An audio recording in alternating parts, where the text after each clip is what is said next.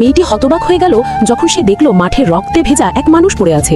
ভয় আর আতঙ্কে তার বুক কেঁপে উঠল। সে দূরে পালাতে চাইল, কিন্তু তখনই মনে পড়ল ছোটবেলার কথা, যখন সে অনাথ হয়ে গিয়েছিল তখন তার দাদু তাকে ঘরে এনে বড় করেছিলেন।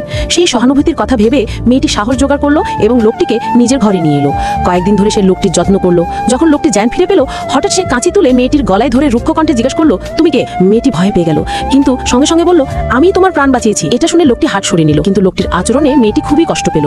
রাগে সে বলল, তুমি অচেনা মানুষ, তোমার এখানে থাকা ঠিক না। ঠিক তখনই টিভিতে খবর ছড়ালো এক বড় ব্যবসায়ী গ্রুপের রহস্যময় সিইও শত্রুদের হাত থেকে পালাতে গিয়ে নিখোঁজ হয়ে গেছেন। মেয়েটির মনে সন্দেহ জাগলো, এ কি সেই মানুষ? এদিকে লোকটি পকেট থেকে কিছু বের করতে গেল। মেয়েটি ভাবলো হয়তো লাখ টাকার চেক দেবে, কিন্তু সে মাত্র দুটো 100 টাকার নোট বের করে বলল, আমি 1 সপ্তাহ এখানে থাকতে চাই। মেয়েটি হতাশ হলেও বলল, ঠিক আছে, তবে এই সময়টাই তোমাকে ক্ষেত খামারের কাজ করতে হবে। মেয়েটি তাকে মুরগি, হাঁস আর শূকরদের খাবার দিতে বলল, কিন্তু বিলাসী জীবনে সেই ধনী মানুষ এইসব কাজ করতে রাজি হলো না। সে অন্য কাজ চাইলো।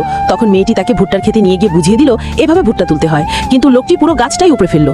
মেয়েটি ভয় পেয়ে গেল, কিন্তু ধৈর্য ধরে তাকে সঠিকভাবে শেখালো। ধীরে ধীরে দুজন মিলে সারাদিন কাজ করলো। পরের দিন হঠাৎ গ্রামে হইচই পড়ে গেল। মেয়েটি লোকটিকে তাড়াতাড়ি লুকাতে বলল। ঠিক তখনই কয়েকজন গ্রামবাসী ঘরে ঢুকে পড়লো। তাদের মধ্যে একজন যুবক মেয়েটিকে বিয়ের প্রস্তাব দিল। তার মা এমনকি বাগদানের উপহারও নিয়ে এসেছিল।